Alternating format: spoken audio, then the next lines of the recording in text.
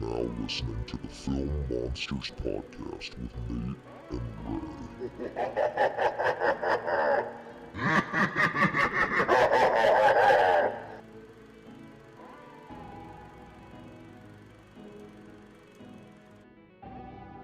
Well, hello everyone, and welcome back to the Film Monsters podcast. I'm Nate. And I am still Ray after all these years. After all these years, it's been a while. That's what we call life, ladies and gentlemen. It's been kind of crazy. I mean, I know, like, Ray, you have a lot going on. I've had a lot going on. And our last episode was a very fun episode. We talked about the Evil Dead movies. I actually went back and re-listened to it recently, and that was a fun episode. That was a fun episode. Yeah, because it felt it was very unscripted, but it was also very I don't know, it was just fun. Which fun fact, I know I texted you this, but for the listeners that don't know, Bruce Campbell has not one but two cameos in Evil Dead Rise. Did you know that? Does he really? I had no idea. What are they? So cameo number one, when they're listening to the record, and you know how you hear the priest kind of talking in the background. Mm-hmm. Remember, there's a scene where somebody is screaming in the background. You don't. It's called the Book of the Dead for a reason. Yeah. That's Bruce Campbell. I didn't know that. That's awesome. The director hinted that may or may not be actually Bruce Campbell as Ash. No way. That is so cool. And then the second cameo Bruce Campbell had, remember, there's a scene, and you remember, where the mother bites some dude's eyeball.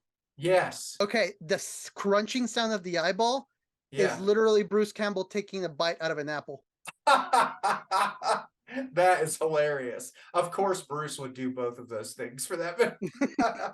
Well, that's awesome. But no, we had a lot of fun with that. And speaking of a lot of fun, we're at a year of this podcast, which I don't know, like, what 1 year of doing this thing. And Ray and I have enjoyed every second of it. I mean, like, not only have we been able to talk about movies in a way we really love, we've been able to do like 5 interviews where we've talked to different directors and talked to them about their work. And like, it's turned into something really amazing. And I always love doing it. And even when we have these little like hiatus gaps, I always miss it when we don't do it for a while. And that's probably just part of being an adult. But we love getting the content out there for you guys, and the people out there that listen every week. We really can't express just how much it means to Ray and I both. Yeah, it's super fun, and I mean, I'm glad people listen to us, but at the same time, it's kind of just fun to nerd out, about movies and whatnot. Yes, that's my favorite part, is nerding out about the movies. Like last week, talking about a franchise that we both love is like the best thing about that. And so speaking of that, today we're going to nerd out about something we both love, and that is the director Ari Aster.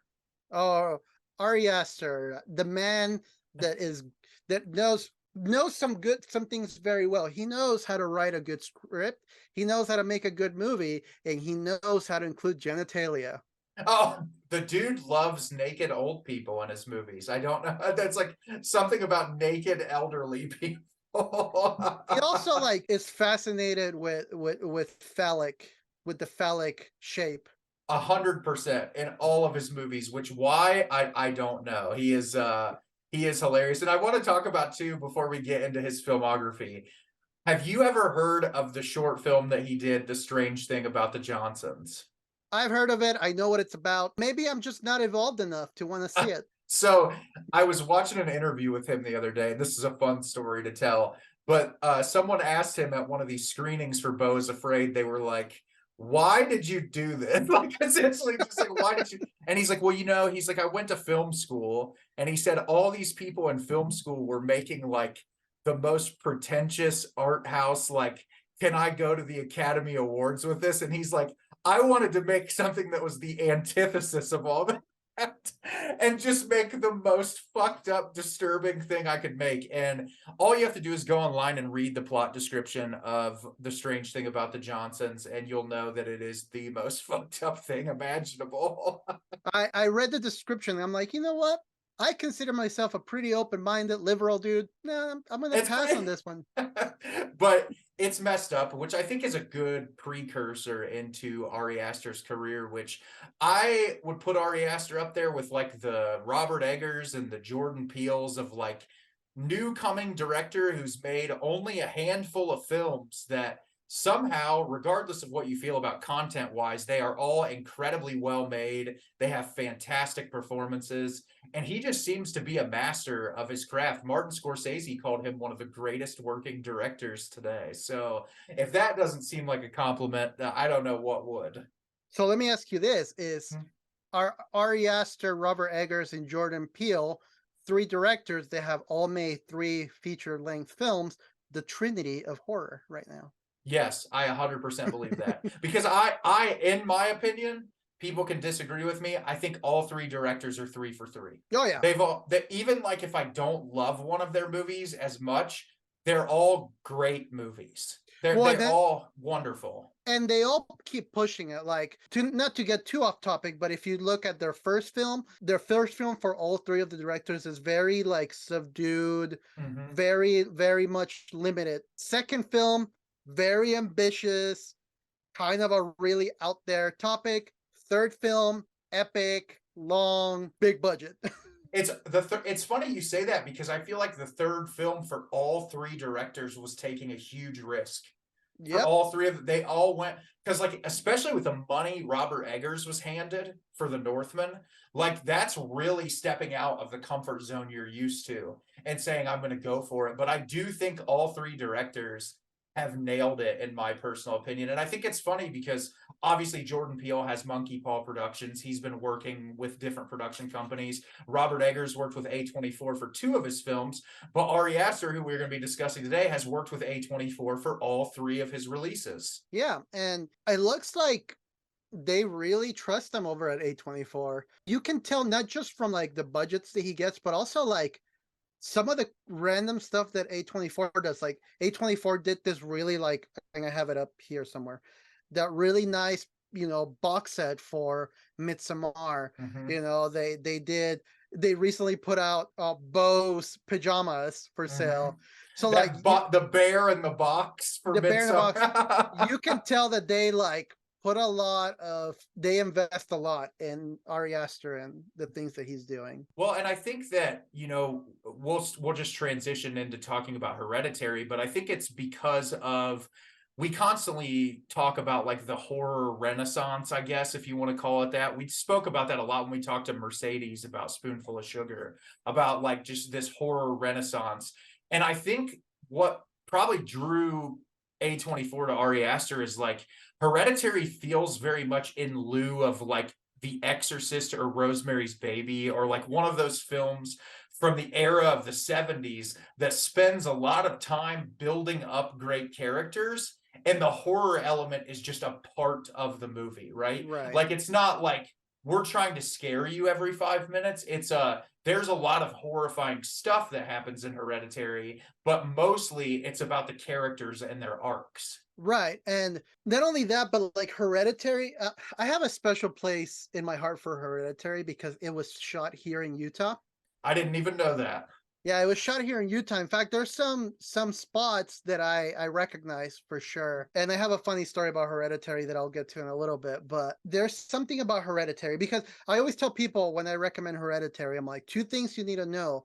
Hereditary, what's the runtime? Like 2 hours? Yeah, it's like right around 2 hours, I think. I always tell people, I'm like, Hereditary is 2 things: a family drama for the first 2 acts of the film, and a messed up horror movie for the last act of the film. And that's what I think draws an audience to that type of a movie, right? Because we talk about horror all the time, and most horror films are rooted in personal experience.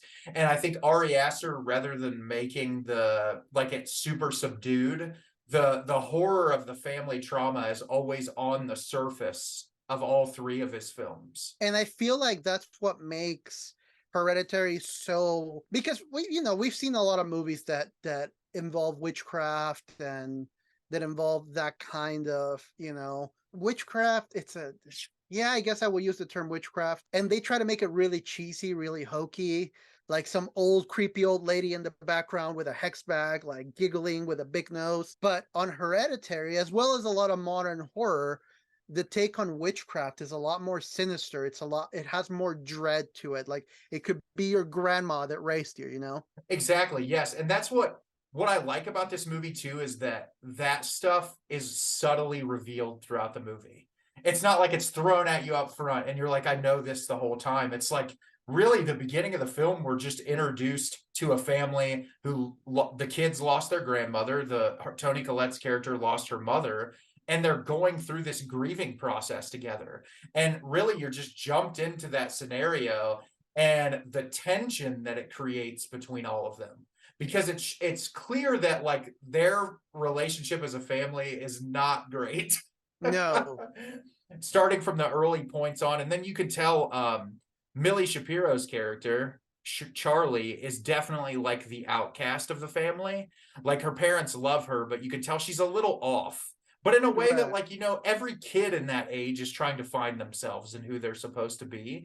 And she gravitates towards things that the parents are weirded out by, like the scene with the bird, obviously, which is like the scene that I feel like really kind of kickstarts the supernatural stuff in the movie when that first starts to happen. And then you've got which Wolf is it? I always forget the Wolf brothers' names. Alex Wolf. Yeah, so his character is much more like I don't really want to say he's like the normal. I mean, he's kind of just like the average high school student, right? Like he's just trying to live his life and wants to find himself. But so you've got those two kids that are very different. The husband seems to be kind of a pushover, like very much. Toni Collette wears the pants in that relationship. You know what's something that I thought was interesting about Alex Wolff's character in particular? This is never said, it's never spoken, but I just thought it was interesting, the casting of Alex Wolff, because Toni Collette and, oh man, I should have looked up his name, the gentleman that plays the husband, they're both very Caucasian. Gabriel Byrne is his name. Yeah, I had to look it up. They're both very Caucasian. Mm-hmm. Charlie, very Caucasian. Mm-hmm. Alex Wolff is not Caucasian. No, he's darker complected for sure. So I thought it was interesting that was the choice for him. Is he is he adopted? Is this just an unspoken thing? Like even that small detail, it could just be me overthinking it. No, I don't. I agree with you completely because I thought about that when I watched the movie as well. Like just like he doesn't seem to fit into the mold ever throughout the movie. And it seems like, Toni Collette's role as the matriarch of the family, that scene where she yells at him the "I am your mother" speech is still like one of my favorite scenes in any movie because it's just so incredibly impressive. And I think that it kind of shows who she is as a person. And I do think that there's elements of her character that really loves her kids and that cares about her family. But I also think like she doesn't love the life she lives because she's a miniaturist. She makes all these really beautiful pieces, right? But like, it seems like family kind of gets in the way of her being able to pursue her passion to the fullest. Which, by the way, I love, just absolutely adore the beginning sequence when you're going through the miniature and then eventually that morphs into the house. Mm-hmm. There's some of the most creative shots in this movie, especially I love when he does any of the overhead shots, which he's done in Hereditary and he's also done in Midsommar. Mm-hmm. I love those overhead shots. I think that they're so well crafted. And it was cool to watch some behind the scenes footage of Hereditary when the movie came out to see that the sets they build inside of these big buildings just to pull those shots off. But yeah, that opening sequence of the film is something that's kind of like seared in my brain because it's so unique. And I think both of us, I mean, I saw Hereditary in the theater not knowing anything other than the trailer I saw. So it's not like we knew what Ari Aster's style was going to be like.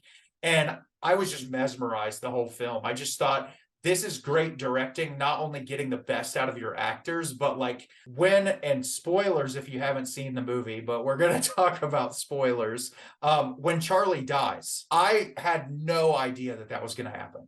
Like no idea. You think Charlie is the protagonist. Mm-hmm. And did you ever hear about what Alamo Drafthouse did when that movie was released? Was it about wearing the heart monitors? No. So when that movie was released, Nate Beasley actually told me about this. When they released that film at the Alamo Drafthouse, before anyone knew about the movie, no one had seen a pre-screener, they gave people pieces of cake with nuts in it before the movie started. Every single Oh. person in the audience got a piece of cake with nuts in it. So you're sitting there munching down on that piece of cake, and that scene happens. Talk Alamo Drafthouse, you are a disturbing bunch. But yeah, like that whole sequence. And the thing about that sequence too, right, is like I put myself in that situation. Could you imagine being in Alex Wolff's position there? Like your sibling is having an allergic reaction and you're trying to just get them back home. Like, and you've been drinking and partying with these people. Like, it horrified me when I watched it because it felt so real. Well, and then I love the reaction. Like the reaction is so like they could have easily done like the dramatic. And there's my dog scratching himself. He likes to go up by my records and scratch himself by the record. They could have done the very dramatic, him crying in the car and screaming Charlie, but no, like He sits quiet and forever. then there is silence for an uncomfortable amount of time. And then it like not even that, it shows him get out of the car when it's morning and like crawl back into his bedroom. Like it just feels like you're stuck in it with real time. It's like so unsettling. And then you get the big reveal when the mom finds obviously the decapitated body in the car, and when she screams, it cuts directly to the head already rotting, and it is such like a messed up image. It is, but that is really, that scene is when you're starting to shift into the horror elements that the film is going to start introducing, which I want to shout out to. One of my other favorite performances in this film is Ann Dowd's performance as the grandmother's friend. Oh The yeah. way that she comes across as so inviting and friendly, and like, I just want to get to know Toni Collette's character more. I want to be there for you during this loss. And there's so much just like evil underneath the surface, and I love that. So a couple of just tidbits about it. So I remember I was at Park City one time. Park City is like a touristy town up north. They actually hold the Sundance Film Festival there. I was there with some friends, and I'm walking by a shopping center and I'm buying stuff, and then I stop and I'm like, I've been here before. And then my buddy was like, no, we haven't. We've never been here. I'm like, I've been here before. And then later on, I'm watching Hereditary, and that scene where that lady meets Toni Collette and invites her to come to the house, and they're like in some parking lot. Like that was it. I was like, that was it. That is so crazy. And then the other two fun little stories about Hereditary before we get too carried away. So I read in an interview that what's her name again? Sorry, Charlie. She the actress Millie Shapiro. Yeah. Millie Shapiro said that while they were filming her parts, because they were, Park City is up in the mountains and you get a lot of sun. And because her character, the complexion is so pale, she was actually not allowed to go exploring in town until they were done shooting with her. Because they didn't want her to tan at all. And that sound she makes with her mouth, it's just horrifying. Well, and then the last little story I wanted to share. So I have some friends from Spain. They used to live here in Utah, and we used to hang out all the time. They had a group of friends that were also from Spain, and one of them is this old lady, not old, but she was probably like 50s, closing to 60. She is an aspiring actress, but she's also like a very religious, very like conservative religious person, goes to church every Sunday, just like the archetype of like the good Christian lady. So, but she's also an aspiring actress, but she only plays like extras. She doesn't really play big roles. And somebody came up to her and was like, hey, do you want to play this role in this movie?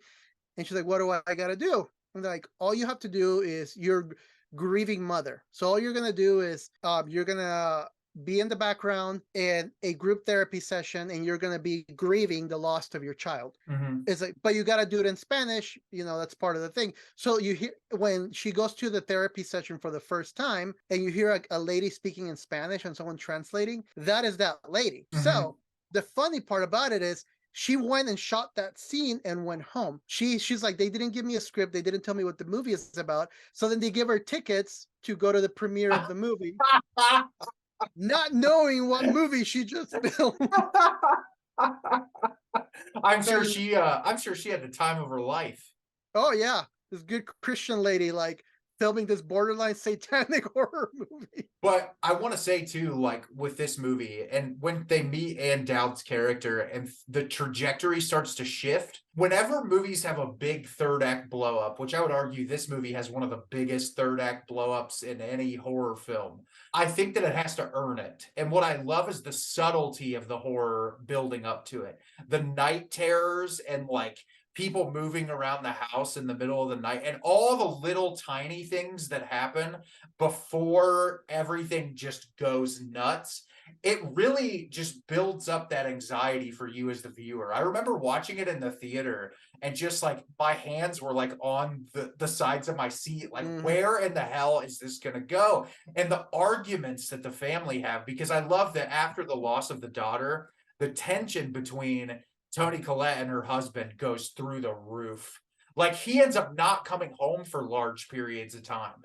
And like even when they're like talking on the phone and stuff, you can tell that there's like a separation building between them. And just like that structure, which was already just being destroyed from the grandmother dying, is getting even worse. One of the most horrific moments in movie history for me will be that moment where he's sitting up in the middle of the night and Toni Collette's character is just crawling through the wall. And like you're just expecting a jump scare because it gives you all the tropes. It goes silent, there's something in the background, and you're just waiting, and it won't happen. And then when it cuts to her sawing her head off, Oh. the sound design of that when I heard it in the theater was like horrifying. But the crazy part is when Alex Wolff gets up at night when that happens, because obviously at this point the reveal has been made that the grandmother was involved in some kind of cult. They're trying to resurrect this demon named Payman, and you're finding out all about it. He's in that house and you see that guy in his closet, which is also another horrifying image because he's standing there just butt naked and he's smiling at it, like while he's laying in his bed. And I felt like at that point, there was no way he was getting out of it. Like in my mind, I'm like, dude, you're done. Especially because at this point, they pretty much have killed every other member of the family at this point. The dad was burned alive in the most horrific way imaginable. Where Toni Collette's facial expression when he's burning alive seared into my brain. Also, really quickly, fuck the Academy for not nominating Toni Collette for this movie, because that is one of the greatest performances in all of film history. Yeah, hands down. That when she's sawing her head and her eyes are just bulging, it's just like it doesn't get any. I have yet to see a better performance overall. Yeah, it's phenomenal. It's one of my favorite performances of all time. And that last shot of the movie when they're in the treehouse at the end, where like all those headless bodies are like kneeling down, like that's a shot that is like permanently embedded in my brain. Like, what I love about it, like I was saying, like just the acting, because this movie could have so many moments that got cheesy, but Toni Collette sells it. I believe that woman was grieving the death of someone. I believe that woman was, beside herself. I truly believe every cue that she delivered. You know what else too? Some people complained about Alex Wolff, but that might be some of the most realistic crying I've ever seen in a movie. Just guttural, like pain. You just feel it come from him every time he cries. What I thought was so interesting, because you see throughout the film that Alex Wolff doesn't have the most close relationship with Toni Collette. You can tell there's like a fracture there. That's why I pointed out like the difference in the skin tone, because it makes me wonder maybe he's adopted and there's not that connection. Throughout the movie, he just has no regard for the mom. You can tell he doesn't really care for her until she's banging her head against the door and he starts crying, "Mommy." He says "mommy" in like the most childlike way.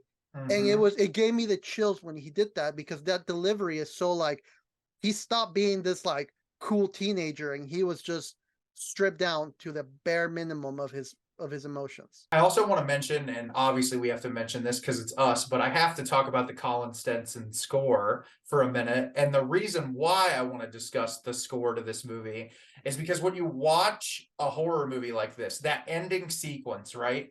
In a normal horror movie, you'd get the like bum, bum, bum, like the really evil, like brooding music. And it's very light and airy. The music at the end, it's almost like peaceful in a way, in a weird kind of way, where it's like there's a new family dynamic that's been created, right? Because now Alex Wolff's character has been possessed by Charlie, who is possessed by Payman.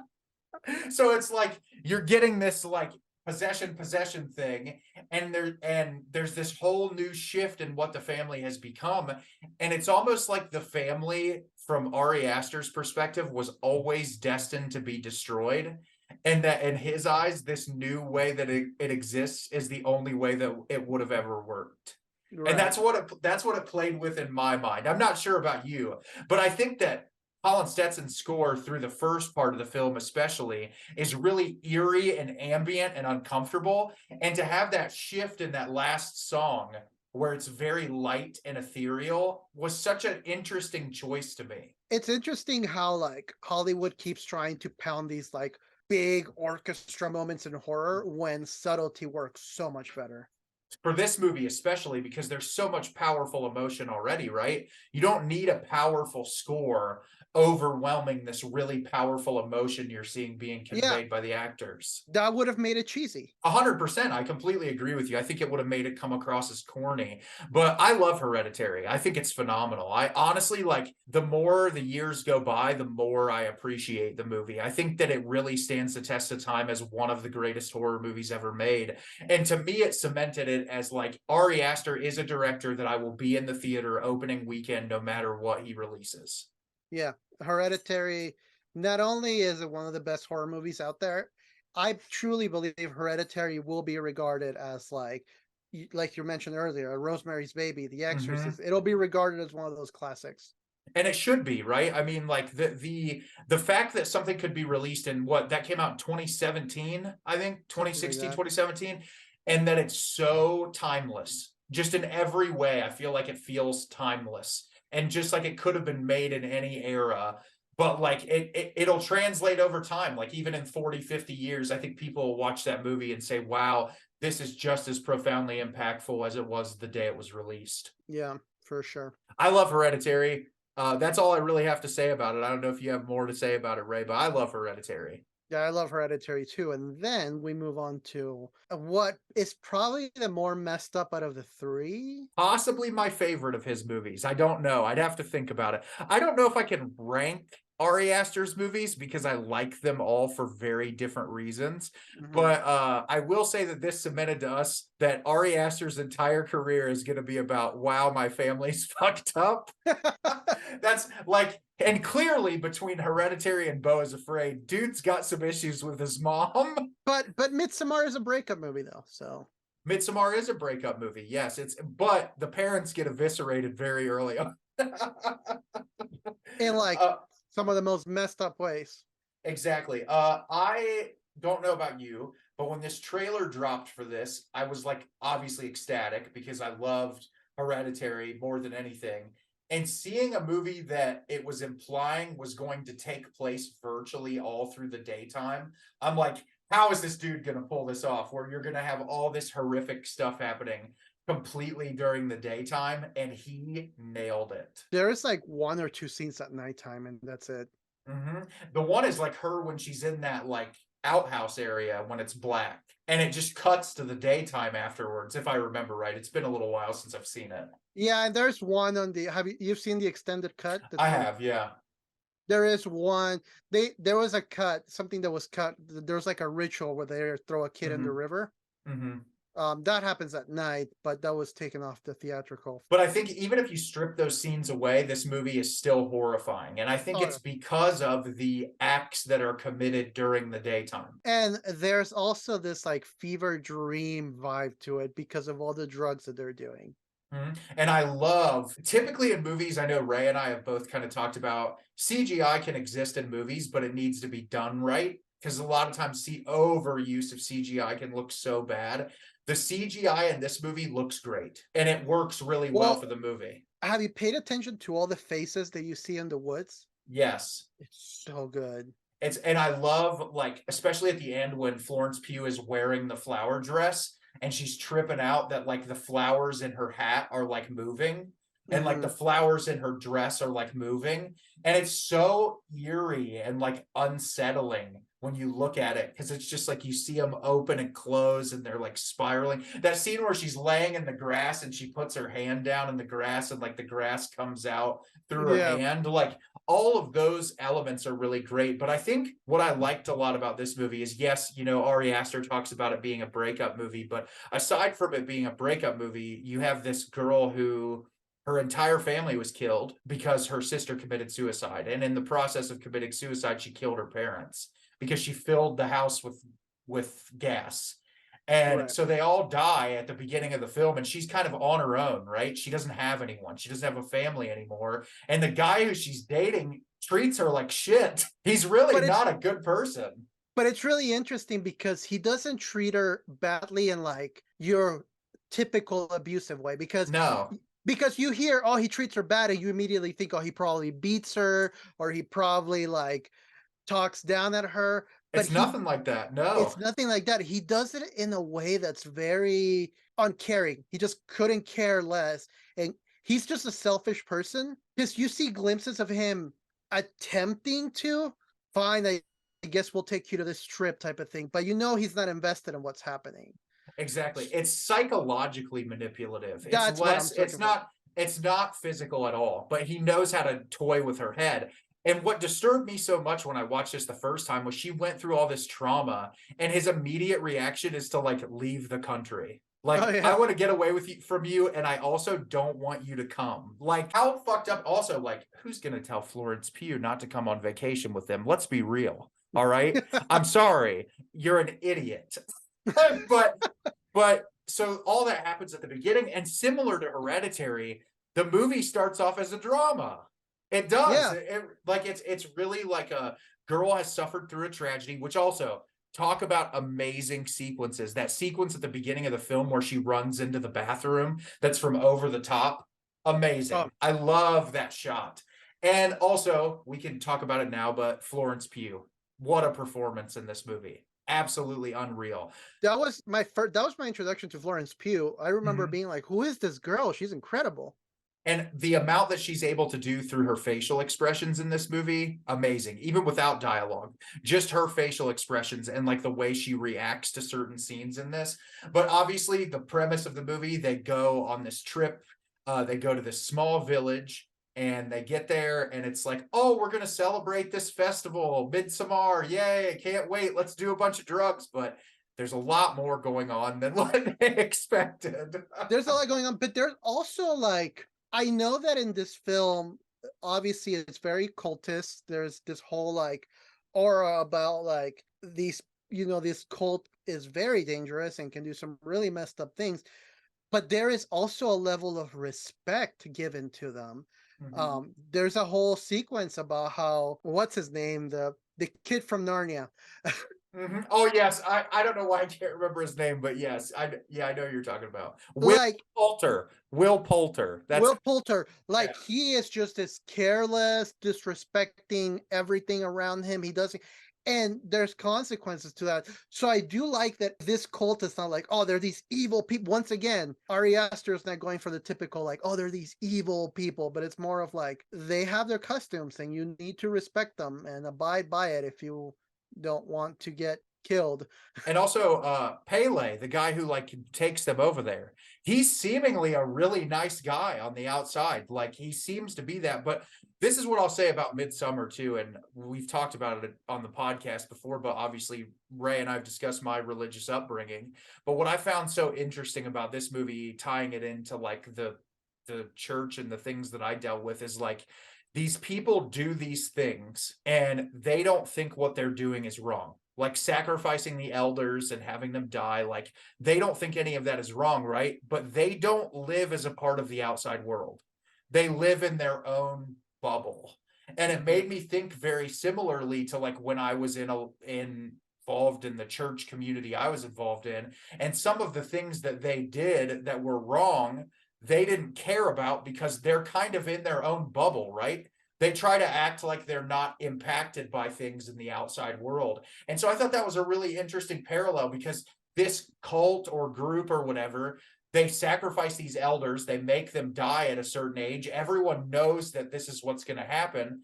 But the outside people come in and they go, oh my God, this is wrong. Why would you do this to these people? But they don't see any harm in it because they don't know any better. It's all they've ever been taught. Well, I think there's an interesting commentary, and I don't know if he was going for this or not, but I feel like there is this certain commentary, here in the Western world, here in the US, obviously there is a pretty blatant animosity towards Christianity. And I get it. The church hasn't done any favors for themselves lately. The Christian community hasn't done a lot of favors for themselves lately, especially on the mainstream. So everybody looks at Christianity here in the United States and they're like, you guys are evil. But then you take the idea of a religious, I use religiously loosely, but a religiously affiliated community in a different part of the world with different costumes, and you realize organized cult mentality is dangerous no matter the deity that they're worshiping. Exactly. And that's because you don't allow influence from the outside world, right? Especially like places, and I'm pretty sure they have one in this. They have a book, right, that has all these prophecies in it and all this text, and they say this is all that matters. This right here in front of us is the only thing that matters. So if you erase everything else outside, like societal norms, the construct of morality, any of those things, and you delete it, to them they're like, we're not doing anything wrong, we're just doing what we've been told. I think that is an interesting facet too, because I feel like we are so quick as a society in general, no matter which way you lean, we're so quick to jump and like point fingers, like you're evil because X, Y, and Z. But are you really evil if you don't know you're doing evil? Exactly. And I think that, it's interesting to see too, because like, especially being involved in that religion, was the most interesting people that classified themselves as Christians were the ones who were willing to sit and listen, right? Because as people, even if you're involved in something, the best thing you can do to understand more is listen, right? The ones that are dangerous are the ones that aren't willing to listen, right? The ones that are just like, this is how it is. I don't care how you think. My way is the right way and everything else is wrong. That's when cults become very dangerous. And that's when you see like the purple Kool-Aid guy, where he has everybody drink the Kool-Aid and all those people die because he says this is the only way that you can live. The thing is that even when you look at the foundation principles of Christianity, right, the big thing is that God gives you free will, correct? That's the whole thing about it. So like always remembering that you have free will is the most important part of everything. And that's what's interesting about this movie, is like, it doesn't seem like they have a whole lot of free will outside of doing these things that this cult has established for them. And I do think there is something fascinating, and again, spoilers because I'm about to address the ending. I do think there's something fascinating at the fact that for all intents and purposes, she becomes brainwashed by this cult and becomes immersed in this world, and basically is okay with no matter how crappy of a boyfriend he was, she's pretty okay with him being set on fire. And the weird thing about this movie is the ending, despite all of that, the ending still feels freeing for her. Well, it has to be, right? Because her entire family was killed. So for her, she's surrounded in this friend group and this boyfriend who they don't care about her. All she wants in her life is to be accepted. She wants someone to love her, and she finally got it. She has all these people who love her. They're calling her the May Queen. They're saying that she's this amazing human being. She's never had that in her life. So I think with all the faults, to her, it's just, I'm finally accepted for who I am. I have essentially cut off the toxicity by killing this guy. Now I can live with these people who support me. And despite all the bad, she's willing to push that away because she believes that what has happened to her has already been worse. Which I kind of love, that the movie ends in the gray zone. Well, she's smiling, but it's not happy. Well, because at the end, if you're watching it from the outside perspective, you're like, girl, these people are messed up. But at the same time, you're like happy that she broke out of the misery that her previous peer group was causing her. So it's almost like this, like, is she right or is she wrong? Exactly. Also, have to mention, this has probably the funniest sex scene I've ever seen in a movie. Well, until we talk about Beau is Afraid. I don't know, that one might be funnier. But the sex scene in this one is very funny. So this is interesting. I actually recently watched a video of, I think it was an FBI agent, and he specialized in deprogramming cultists. Mhm. So his specialty was to help people that had been brainwashed by cults to, he called them deprogram, so get them back to normality. And he analyzes the scene of Midsommar when she's crying after she sees the boyfriend, when Mhm. she catches the boyfriend basically cheating, not basically cheating on her. When they're all Uh, crying with her. yeah, so he Yeah. analyzes that scene saying cults will do that because what they want, they mimic you because they are trying to take away your individuality and make you Mm. feel like part of the group. So by them crying with you and screaming with you, it's diminishing the suffering you're going to, because now it's a communal suffering, but in the process it's taking away your individuality. That's exactly it. And that's the whole thing with the movie, right? At the end is like, to them, I think it's less of like Danny's character as a whole as the one that they're bringing in. I think it's they just want another member. Yeah. Right. I mean, they just want someone else so that, because what do we know? Florence Pugh's character is a young woman. She can help them have more babies to contribute to the society. And Yeah. that's really what they want. They want to keep growing. And the only way you have to get another mate is you give them a drink with some pubes in it. And menstrual blood. Oh, yeah, menstrual blood. Oh God. No, but I love this movie, and I also love that, like I said, the stuff during the daytime is like when these people start getting killed off, the fact that a lot of it is revealed during the day is super creepy. I also love the guy that's a member of the cult that his face is all destroyed and messed Oh, up. And like you don't really get much information as to who that person is. And I like the ambiguity of all that. but the person is on the credit is credited as the Oracle, Mm-hmm. Which kind is of giving fascinating. it like there's some importance to that, to this person. Yeah, exactly. And that's I love that the lore isn't fully explored because it's not the most important part of the film. Right. The most important part of the film is what we're saying is that ending scene, which is really just a gut punch of like, yeah, she's smiling at the end, but she's not going to be happy for long if she realizes what she sold herself into, right? Yeah. She's free in that moment, but as far as what's to come in the future, it's going to end up being toxic in a very different way. And just to add a little bit, probably my favorite score of the 3 movies he's done. But Bobby Krilick's score to this movie is amazing. I love how like weirdly ethereal it all is. It's very haunting.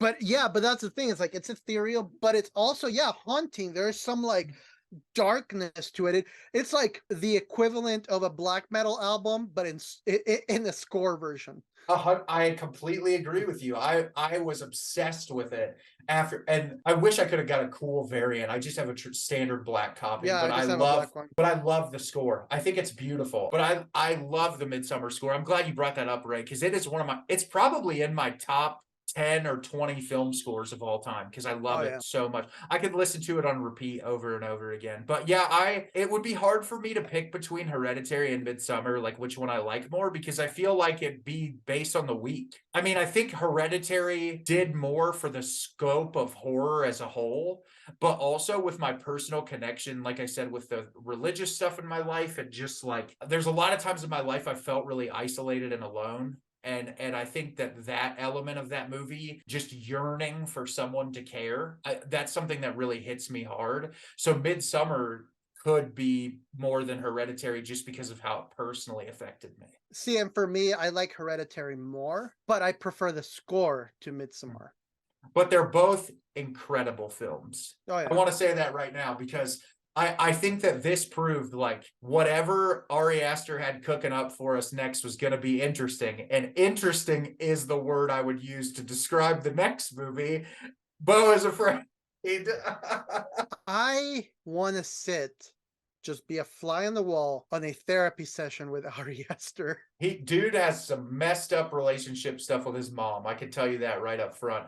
But I just want to get this out of the way first, because I know there was a lot of like stuff going around about this movie before it came out. I loved this movie. I don't know what you thought about it, Ray. I think it's a little too long, but but I loved it. See, like Midsommar was enhanced with the 3-hour cut.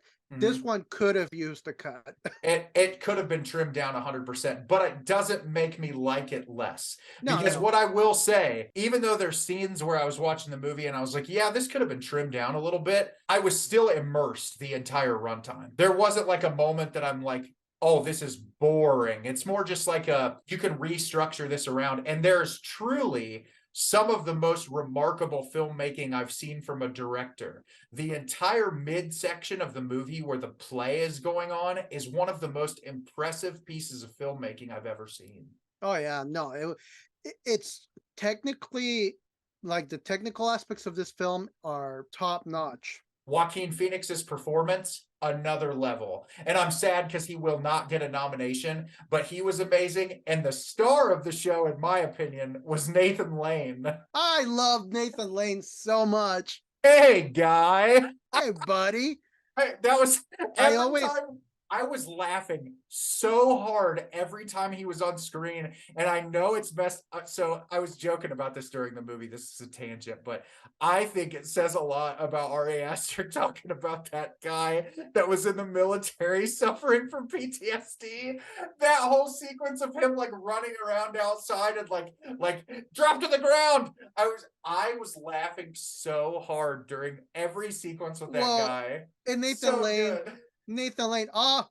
it's gonna be all right, buddy. And their whole thing is just to medicate the fuck out of their kid. Like, just give her medicine. Also, that death sequence, which for those of you out there who have not seen the movie, spoiler alert again, but her drinking the paint, I was just losing my mind. Well, and then she has a Dance Gavin Dance poster, so. Yes. Dude, she had an American football poster. Actually, it was not hers. It was her brother's that died in the military. He had an American football poster in his room as well. I just thought it was funny seeing like Tillion's face getting covered in paint. Yeah. So legitimately, this movie is like, I compared it to David Lynch's Inland Empire, but it's more concise, right? The idea is, honestly, it's just a troubled relationship between a mother and a son, and it's about a guy who wants to come. I mean, that's really, honestly, like, it's about sexual repression, right? Like, and it's told through this very intense story. And the crazy thing is, and it's funny, I could go on about this forever, but I've talked about my dad a lot, and my dad is probably one of the most manipulative human beings on the planet. And if it tells you how bad it is, even Jess looked at me and was like, I could see your dad doing some of this stuff in real life to you. Oh, jeez. That's how bad it is. And I'm like, oh, Ari Aster, if only I could sit down with you and talk about your parental trauma for a little bit. So what you're telling me is, if you ever text me and you're like, hey, I got to go to my dad's funeral, I'll be like, don't do it, Nate. Yes, exactly. Because let me tell you, this movie from the beginning, I was so immersed in this film. The way you can tell Ari Aster hates the world, the way he portrays New York City. It's the funniest shit. I love that there's a random shirtless dude dancing the whole time. What did they call him? The birthday suit stabber? The anxiety. Because, like, as someone who has suffered from anxiety for a very long time and is medicated for it, the anxiety he faced from his mom about going to visit her simply because his luggage was stolen, and the tension in all of the shots with the score that accompanies it, which I loved the score to this film a lot. But that whole sequence of him like trying to figure out what to do, and like, I lost my keys, I can't get out of here, I'm not going to make it to the airport, and her immediately being disappointed in him. Like he's done the worst thing in the entire world. I was like, why do I feel like I've been there before? something I read or watched like a breakdown video on Beau is Afraid, where they talked about how this film is told through the lens of anxiety. You know, when you're a highly anxious person, you know, you have that scene where he's running to the cop, and on a normal, day, the cop probably be like, oh, hey, calm down. And this one, he was like, don't come any closer. And he's like, I'm not coming any closer. And he draws the weapon and he shoots him. And like, when you're anxious and you keep thinking the worst thing could possibly happen, and then he gets stabbed by the birthday suit guy, and then he gets run over by a car, and like everything that could potentially go wrong in his mind is happening for real. He doesn't want people to break into the apartment complex. They do. He, everything that could go wrong goes wrong. He doesn't have the money to pay for his bottle of water. And he's worried about getting back into the apartment building because he doesn't have his key. So he's stressing about that while he can't get the right amount of money to pay for the bottle of water because he needed to take the medicine with the water. And then the guy's going to call the cops on him for not having 10 cents. So like this movie, I read that it's like the whole premise is told through the lens of anxiety. Mm-hmm. So it's kind of fantastical because when you have a panic attack, when you have anxiety, when you're having one of those moments, all of those things that seem so minute in real life get magnified. And this movie is an anxiety-ridden trip. Also, the guy just like parkoured up on his ceiling in his bathtub. I don't know about you, but like my jaw hit the floor when that happened. I was like, what is going on? It was such the first act was so chaotic. And then it gets more subdued in the second act after he leaves Nathan Lane's house. That whole segment with the play is very almost like dreamlike. Yeah. Well, and before we jump to the play, the daughter just being like completely rude for no reason. And she's gaslighting him too. She's gaslighting him. And did you see the part where she's just eating pills? Yes. And then like the whole like, you're going to smoke this, or I'm going to tell my dad, you're going to smoke this. He's like, I don't really want to do. No, you're going to smoke this. And they make him do those drugs. And those two teenage girls are laughing at him in the car. And do you notice the one girl is constantly video recording him? Yeah. But the whole time. The only time I watched this movie, I thought, well, this scene kind of feels out of place. But then the more I thought about it, I'm like, no, because you mentioned involves anxiety. It involves a horrible relationship with your mother, and it involves sexual repression. And you and I know this because you and I were both awkward emo kids in high school. Mm-hmm. Being surrounded by the cool girls, you don't want to be laughed at by the cool girls. Mm-hmm. And there is something so actually anxiety filled about being the awkward guy, being in the presence of the pretty cool girls and letting them down. That is a real thing that teenagers go through. And also, if you want to pancake up the anxiety, stack it up a little bit, he's been told since he was a kid that if he has sex, he's going to die. Because he's told that his dad had a heart condition and that his grandfather had a heart condition and that all these people, when they climax, that they died. And so he has that additional pressure, even when we flash back to him as a kid, wanting to be in this relationship with this girl, even at a very young age. It's like it's been instilled in him that he can't do anything in his life. And that like causes the anxiety to stack up even higher. Yeah. And then you get to the play, which is supposed to be really beautiful because he is surrounded by, for all intents and purposes, weird and awkward people.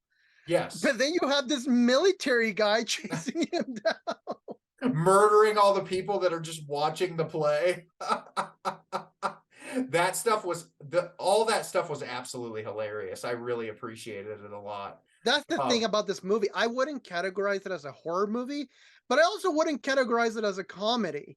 No, it's like it honestly, and I know a lot of people have compared it to that, but it reminded me of Charlie Kaufman a lot. That's what I've heard. Especially Synecdoche, New York, because Synecdoche, New York is similar in the sense of like it covers really heavy, dramatic subject matter, but there's also moments in it that are absolutely hilarious. Like when Philip Seymour Hoffman starts dating this girl and she wants to go looking at apartments and they say that this apartment is discounted a little bit and they go in and it's literally on fire. And the entire movie, while she's living in it, it's burning down. Because it's a horrible part. So like it's the same kind of thing, right? It's taking real life circumstances but elevating it to 1,000 because like you want to show it in a way that like even if you're not saying it through the dialogue, you could feel it through the visual sequences. And I thought that whole storytelling method in the middle, which I can't wait to watch it again to kind of analyze it a little bit more, but like the whole thing of him having kids, it was almost like he was living his dream life. And then it, of course, falls apart in the end, right? He loses them all. This horrible situation happens. And it's almost like he can't even build the idyllic life in his own head. Some sort of trauma has to happen, right? Mm-hmm. That's what I liked. It was almost like a fantastical reflection of the life that he wishes that he had. And when he finally, well, the thing about it too, all of these things are happening. Meanwhile, he's getting pressure from the family. You need to be at this funeral. The family lawyer. Also, did you catch Bill? Is it Bill Hader's? Bill Hader, yes, as just the truck driver. That's the UPS driver who found his mom dead. Yeah, she was crushed by a chandelier. He's like, "What's your mom's name?" Oh no, that was. He won't show his face. But I also don't want to skip over it. The Nathan Lane performance in this thing was just like, I was losing my mind every time he was on screen. And I hate that I don't know her name, but the woman that was in The Office was also wonderful. And that scene fucked me up where she's like, turn it to channel 62. He like turns, and it's like the camera watching them in the house, but it also sees the future. Like, I was like, Ari Aster, dude, your brain is just on another level right now. Like, where even am I? And the fact that it shifts into that crazy play. And then obviously the third act kind of gets pulled back in a more realistic sense, even though it's absurd until they go in the attic. Man, his dad's a dick. His dad is a real dick. Which, yeah, that reveal was like the most Ari Aster thing that he could have ever pulled. Like, I was laughing so hard.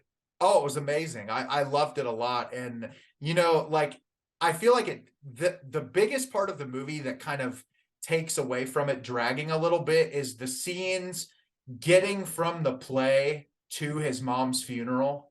That segment was like a little slower, and it felt like it dragged a little bit, which is where I started to feel the runtime a little bit more. But once he is reintroduced to Parker Posey's character, that's when things started to take off again for me. Yeah, for sure. I could have also used a little trimming on when he's staying with Nathan Lane. Yeah. Not Nathan Lane. I want more Nathan Lane. But maybe trim, like, there was a lot of like jargon, like medical jargon, and a lot of stuff like that I'm like, okay, like, hey guy. Hey guy. I could have used more of that. Of that. When he's like, we got hot dogs on the grill. Also, like, I love how Nathan Lane is just playing a ridicule version of how a gay man would play a straight man. Yes, in the best way possible. But no, so this is, sorry to cut you off, but like, that like horrible like stereotype when the tough straight man try to play gay, or and they just look ridiculous. It almost feels like Nathan Lane is doing the same thing, but of a straight guy. Yes, and it's the best. Even his outfits that he's wearing, so absurd. But no, like I said, the sequence towards the end of the film, obviously the whole thing with Parker Posey is hilarious when that happens, and then we find out, oh, mom's not really dead. She's been gaslighting you just because you didn't come see her, and finding out that it killed the maid in the process. Yes, killed the maid in the process, signed all this paper. Her family will be taken care of for a very long time. But like, the thing that's crazy is, like, even after all that, she's still finding ways to manipulate him. And one of my favorite scenes in the entire movie, and I don't know about you, Ray, but like that end sequence where he's on the boat and everyone is looking at him and judging him, something about that just felt so realistic to me in a way that like hurt almost while I was watching it. That scene was pretty painful because there was something like, regardless of how, I know your relationship with your dad is far worse than my relationship with my parents combined. I actually have a really good relationship with my parents, but I have been on the guilt trip, the feeling being almost manipulated. Like, I have felt that, definitely not to a degree that you have, but I definitely have felt it. But also from the point of view of a parent and how they feel when their kid lets them down. I mean, so I was feeling it from both ends. Like, obviously my kid hasn't done something as horrible as me wanting to go insane and gaslight him. But But like for me thinking like, I idealize as a parent, like, oh, I want my son and I to be super close. But when we are, I want to be Nathan Lane saying, hey, guy, to my son. Yeah. But at the same time, like, that's got to hurt to be the parent that had a bad relationship with your kids. So for me, it was like that dichotomy of both of them. It was just so, oh, it messed me up. And then you have the other lawyer trying to defend them, but nobody will listen to him. Mm-hmm. And it's just such, and then I don't know if this happened to you, but the ending happens and the boat just stays in the water and the credits are rolling. And I kid you not, Nate, I sat in silence Oh, I throughout the know. credits. Yeah, because I knew from that moment nothing else was going to happen, Oh but yeah. like but it just hit so hard, right? Because the thing about it that got me is that last scene, the boat flips over and the people slowly start getting up and leaving, almost as if it's just like life gets back to normal and you didn't really matter all that much anyway. Yeah. Right? Which, like, at the end of the day, that's how we feel. And the thing you said about the lawyer is interesting because to me, that was almost like the internal voice in your head where you're trying to fight for yourself, right? But no one will listen to you. It doesn't matter what you say, no one will listen to you. And Joaquin Phoenix's character is in the right. He hasn't done anything wrong. No, he He's just hasn't. trying to live his life. And his mom is a horrible human, and she's manipulating him and gaslighting him because she wants him to be something he's not, right? And I think that parents are, like we talked about Yorgos Lanthimos' Dogtooth, right? The most extreme versions of wanting your kids to be something just because you think they should be that, right? But there's Yeah. also giving your children the freedom to express themselves and be who they are. And I think that this is the prime example of, no, there's none of that. You're going to be exactly who I want you to be. Right. No, and I think this movie kind of does carry that very poignantly. Mm-hmm. Um, it's definitely a cry for help for people that have gone to, but it's also a cautionary tale for parents. It's like, hey, maybe don't do that. As uncomfortable as it is, when the movie ended, I thought if I ever saw Ari Aster in public, I'd just walk up and give him a hug without him even asking. Not even, and be like, dude, I feel it. You hit me like really hard with this one. I love you and I hope you're feeling better. So here's a question for you. Yeah.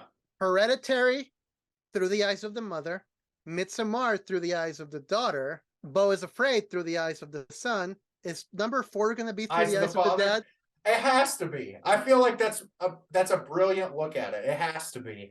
But I want to say too, and Ray, even having this conversation with you now, it's funny because I really liked Beau is Afraid when I saw it, but the more I talk about it with people, the more I appreciate it. I Yeah, feel like my fondness is growing more over time. yeah. When I saw it, I was like, okay, that was cool. That was good. Mhm.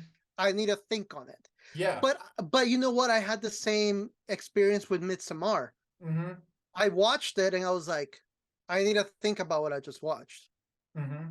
And same And thing with Hereditary. I was like, I need to think about what I just watched. And the more isn't I that the thought about it, beauty of film too? Is like not everything you watch is going to get you as soon as you watch it. Sometimes it takes, that's why a lot of times, like with Letterboxd and stuff, I can't just throw a review right away because sometimes I really have to sit with something and think about it because it's not always easy to formulate your opinion, especially on a 3 hour and 20 minute or something, 3 hour and something movie. Maybe it's like right at 3 hours. I don't remember, but something that's digesting that much. It's difficult to just immediately go, this is my review when you have a lot to think boy, about. it's not 3 simple hours. No, it's not. It's very And complex. and that's something that I do want to nail on the head. Even if like, oh, we spoil the movie and you're not interested, no, still watch it Mm-hmm. because they have so many layers to it. We could have had an episode on each of these movies alone. And broke them all down even fuller. But I will say though, too, with Beau is Afraid, if you like Ari Aster, you'll like it. Because Yeah, there are glimpses of what make his filmmaking so special in this movie. It's yeah. very different than anything he's ever made, but it's really, I think what it did, it took the comedy that was in Midsummer and elated it, like put it through the roof. Also, if you're on the fence about watching this movie, the other thing that I can say is watch Beau is Afraid. Whether you love it or hate it, I can guarantee you will never see something like that ever again. Exactly. And isn't that the kind of movies we're always asking for? are films that are an experience, because I would much rather, even if I hated it, which I didn't, because this is like a movie made for my weird ass brain.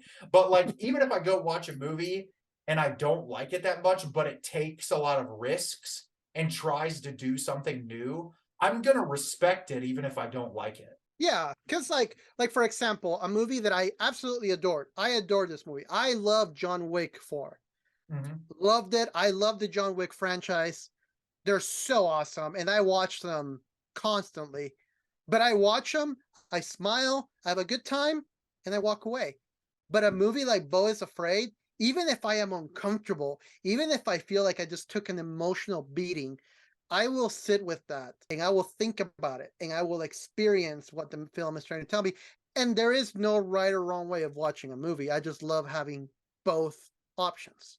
A perfect example, we just talked pre-podcast, but Sisu, right? Yeah, Sisu is a movie about a guy who kills Nazis. that's That's the it. movie. That's it. And guess what? It is an hour and a half of pure entertainment.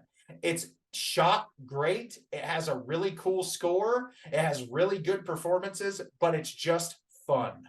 And that's what it is. It's a fun movie from start to finish.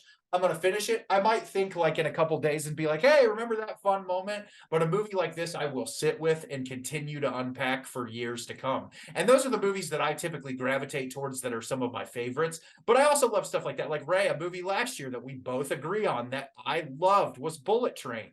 Bullet Yeah, Train was an absolute delight from start to finish. It was a blast. It's one of those movies you sit down and you know you're going to have fun with it the whole time you watch it.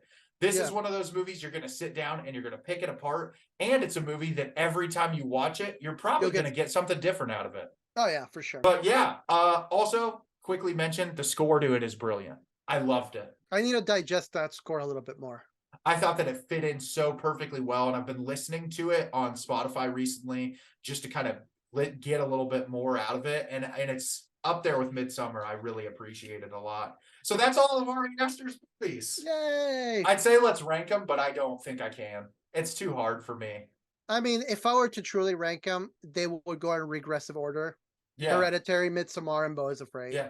It's too hard for me. Beau would be in last right now because it's the one I've watched the most recently. But Right. like Hereditary and Midsommar, it depends on the week. Honestly, for me, they're all three, in my opinion. I think they're incredible works of film. I think that Ari Aster is so talented. He is such an amazing director, and who knows what the hell he's going to make next? Because I feel like Beau is like Nope for Jordan Peele was in his wheelhouse, but it was still a stretch and he succeeded. The Northman was still in Robert Eggers' wheelhouse, but he succeeded.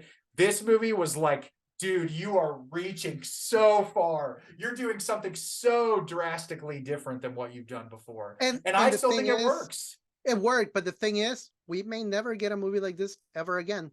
No, I can for sure tell you you're never going to get a movie like that ever again. It is its own unique. The closest thing I can think of is Synecdoche, New Yorker. I'm thinking of ending things. If you really like this movie, watch Charlie Kaufman. That's what I'll say. But what I'm getting at is like, I don't know if A24 is going to take a risk this big again. Yeah, because it didn't do well in the box office. So I don't know. But the thing I'll say about A24, they make so much money in their merch store and they make so much money doing the things that they do. They have the ability to continue to take risks. I mean, Everything Everywhere All at Once was a risk and it worked. Yeah. So the thing is, as a production company, I think they will continue to take risks on a 3-hour film like that. Maybe not, but I think that they'll still take risks with weird pieces of art because that's what makes them such a cool production company. Yeah, but you will never see a giant penis on the screen ever again. No, well, maybe in a different movie. I'm sure Kevin Smith has probably done that in a movie. That's Ari Aster. I think that he's incredible. He's a director that Ray and I will continue to look out for. So yeah, that was great, Ray. I'm glad that we're back at it and back doing our thing because I missed it. Doing this is fun. And like it's funny because like I've talked about Beau is Afraid, and that conversation made me appreciate it even more. Oh yeah, for sure. Now I can't wait till it's out on Blu-ray so I can watch it again. Hopefully A24 will just get away from like, holding us all off and just do a really special Blu-ray release of it so that we don't have to wait around. Also, for those of you out there who are A24 fans, that Lighthouse Blu-ray is gorgeous. Amazing. I'm so thrilled with it. One of my favorite films of all time. I'm so glad to have a great copy of it. Like, Yeah. I love it so much. So Ray and I will be back soon with another episode to be determined on what it's going to be about. We're kind of playing it right now by whatever the hell we want to do, which is exactly what makes this podcast fun. And hey, by the time this podcast airs, we will be into June. So happy Pride, everybody. Yes, happy Pride from me and Ray. It'll be cool. We're definitely going to plan on doing a Pride Month episode where we talk about the gayest movies possible. I'm talking the gayest movies you can imagine. No, Ray texted me about that, and I said, "Oh," he's like, "Do you know what's coming up?" And I was like, "Yeah, Truck Month." I mean, nothing says queer like a big truck with balls hanging from the back. Ford actually released a commercial recently with a completely rainbow truck. It's pretty sweet. But no, I'm excited to do a Pride Month episode because I feel like there's a lot of great queer cinema that doesn't get highlighted and that doesn't get talked about. And similar to our Black History Month episode, it was so much fun in our Women's History episode. It's so cool to get to like highlight those segments of film where like films exist, but like there's still not enough of it, right? Like we want more in those categories. For sure. And just a little thing that I want to include for our Pride episode when we finally do it, we're working really hard to try to get Bud Light to sponsor us for that episode. Yes, we only drink Bud Light on this podcast.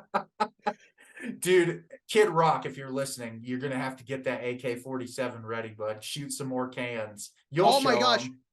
I will, Kid Rock, I will send you stickers of the Film Monsters podcast so you can put them on the Bud Light cans and you can shoot them. This country is something else, isn't it? But we appreciate you guys for listening. As always, you can follow us on the old Instagram. Ray is at Analog C. I'm at My Exit Unfair. And the podcast is at the Film Monsters Podcast, where you can look at our whole catalog of episodes with the coolest artwork that you can ever see on all these episodes. Our artwork just continues to get cooler as the episodes go on. I already have an idea of what to do for this one, or what to commission my brother to do for this one. I am very excited to see whatever he comes up with, and we appreciate you all for listening, and see you next time. The more you know. Goodbye.